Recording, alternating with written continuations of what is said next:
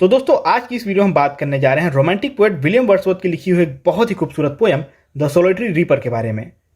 इस पोएम को William Wordsworth ने 1803 में अपने स्कॉटलैंड ट्रिप के दौरान लिखा था, जब वे अपनी सिस्टर डोरोथी के साथ स्कॉटलैंड के लिए यात्रा कर रहे थे।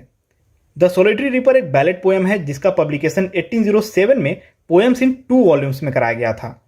इस पोएम में कुल 32 लाइन्स हैं जिन्हें 4 स्टैंजाज में इक्वली डिवाइड कर दिया गया है और इस पोएम की राइमिंग स्कीम है ABABCCDD। इस पोएम में विलियम वर्ड्सवर्थ एक स्कॉटिश लड़की के गाने के बारे में बात कर रहे होते हैं जो अपने खेत में फसल काट रही है और गाना भी गा रही है।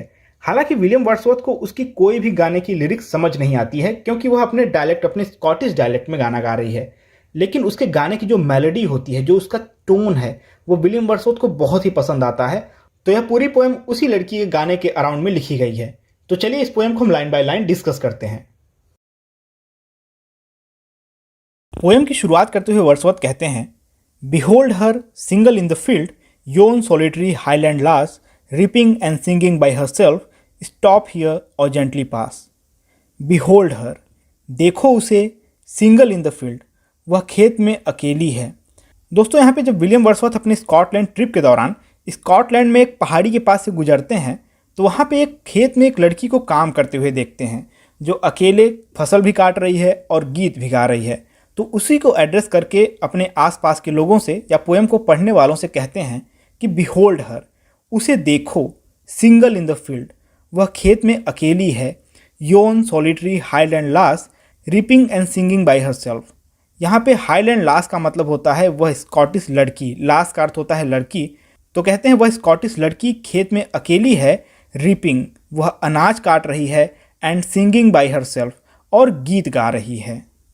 स्टॉप हियर, आप चाहो तो यहाँ रुको और उसका संगीत सुनो, और जेंटली पास, या चुपचाप यहाँ से चले जाओ।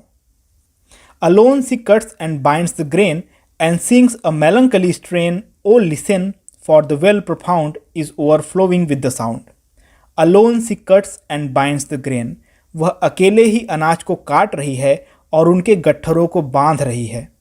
And sings a melancholy strain, यहाँ पे मेलंकली का अर्थ होता है कोई उदासी से भरा हुआ। तो कहते हैं कि वह कोई उदासी से भरा हुआ गीत गा रही है।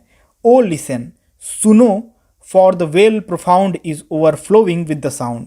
वेल प्रोफाउंड का अर्थ होता है गहरी घाटी। तो जो वह गहरी घाटी है वह उसके साउंड से, उस लड़की के गीत से ओवरफ्लो कर रही है, यानी उस गहरी घाटी में बहुत ही सन्नाटा है लेकिन उसकी आवाज़ हर तरफ गूंज रही है। तो ऐसा लगता है जैसे वह पूरी घाटी उस लड़की की आवाज़ से भर गई है। आगे के स्टांजा में पोएट कहते हैं, no nightingale did ever chaunt more welcome notes to very bands of travellers in some shady haunt among Arabian sands. यहाँ पे नाइटिंगेल का अर्थ होता है बुलबुल चिड़िया, चॉन्ट का अर्थ होता है गीत गाना, वेरी बैंड्स का अर्थ होता है थके हुए लोग, और शेडी हॉन्ट का अर्थ होता है छायादार स्थान। तो पहली लाइन में पोएट कहते हैं, no nightingale did ever chaunt more welcome notes, किसी बुलबुल चिड़िया ने भी कभी इतना प्यारा गीत नहीं गाया होगा जितना प्यारा गीत यह लड़की गा रही है। To very bands of travellers, थके हुए यात्रियों के समूह के लिए। In some shady haunt among Arabian sand, जो अरब के रेगिस्तान में किसी छायादार स्थान पर विश्राम कर रहे हों। तो इन चारों लाइनों का अर्थ इस प्रकार है, किसी बुलबुल चिड़िया ने भी कभी अरब के रेगिस्तान में किसी छायादार स्थान पर विश्राम कर रहे थके हुए यात्रियों के लिए भी इतना मधुर संगीत नहीं गाया होगा जितना प्यारा गीत यह स्कॉटिश लड़की गा रही है। A voice so thrilling never was heard in spring time from the cuckoo bird, breaking the silence of the seas among the farthest Hebrides. A voice so thrilling never was heard, thrilling का अर्थ होता है excited कर देने वाला, बहुत ही रोमांचित कर देने वाला। तो इतना रोमांचित कर देने वाली आवाज़ पहले कभी नहीं सुनी गई थी। In spring time from the cuckoo bird, बसंत ऋतु में कुकू बर्ड के द्वारा भी, यानी बसंत की ऋतु में जब कोयल चिड़िया गीत गाती है तो उसकी आवाज़ में भी इतना रोमांच नहीं होता है जितना रोमांच इस लड़की की आवाज़ में है।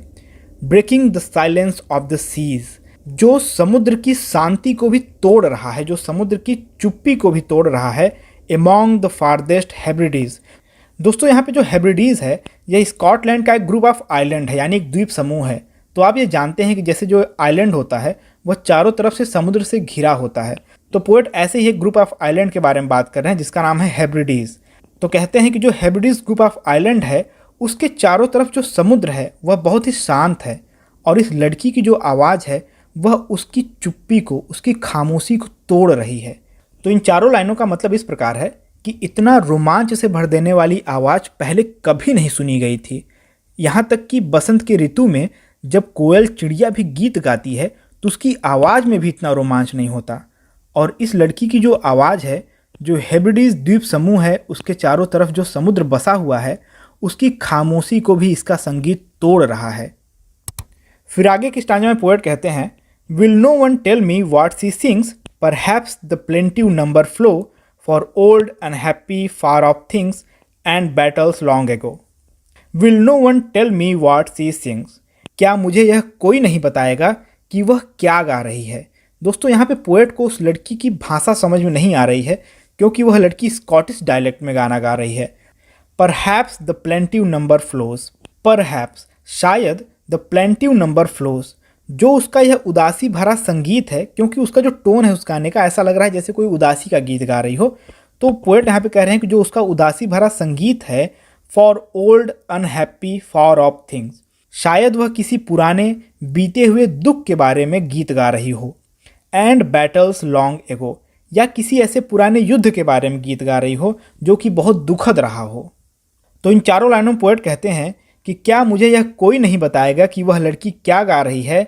शायद उसका जो यह गीत है वह कोई पुराना बीता हुआ दुख है, शायद उसके बारे में वह गा रही हो, या फिर कोई पुराना युद्ध हुआ हो जो कि बहुत ही दुखद रहा हो, तो उसके बारे में उसका गीत हो सकता है। उसके बाद पोएट कहते हैं, और is it some more humble lay familiar matter of today, some natural sorrow loss और pain that has been and may be again. और is it some more humble lay, या फिर हो सकता है कि वह कोई बहुत ही सामान्य सा, बहुत ही हम्बल सा गीत गा रही हो। फैमिलियर मैटर ऑफ टुडे, जो उसके साथ आज बीती हुई किसी घटना के बारे में हो सकता है। फॉर नेचुरल सॉरो लॉस और pain that has been and may be again, या फिर उसका गीत किसी ऐसे प्राकृतिक दुख, दर्द या लॉस के बारे में हो सकता है जो कभी उसके जीवन में पास्ट में हुआ हो, या फिर कभी ऐसा हो सकता है जिसका उसे अनुमान हो, तो हो सकता है कि वह उसके बारे में गीत गा रही हो। Whatever the theme the maiden sang, as if her song could have no ending, I saw her singing at her work and over the sickle bending. Whatever the theme the maiden sang, वह मैडन, वह युवा लड़की चाहे किसी भी विषय में गीत गा रही हो, as if her song could have no ending, ऐसा लग रहा है जैसे उसके संगीत का कोई अंत ही नहीं है। I saw her singing at her work, मैंने उसे तब गाते हुए देखा जब वह खेत में काम कर रही थी, and over the sickle bending, और हंसिए से फसल काट रही थी। I listened motionless and still, and as I mounted up the hill, the music in my heart I bore long after it was heard no more. I listened motionless and still, मैं बिना हिले डुले उसका संगीत सुनता रहा। And as I mounted up the hill, और जब मैं उस पहाड़ी पर चढ़ गया, यानी जब मैं वहाँ से चला गया, the music in my heart I bore, मैंने उसके संगीत को अपने हृदय में बसा लिया। Long after it was heard no more, और काफ़ी समय बीत जाने के बाद भी वह संगीत मुझे फिर कभी सुनाई नहीं दिया।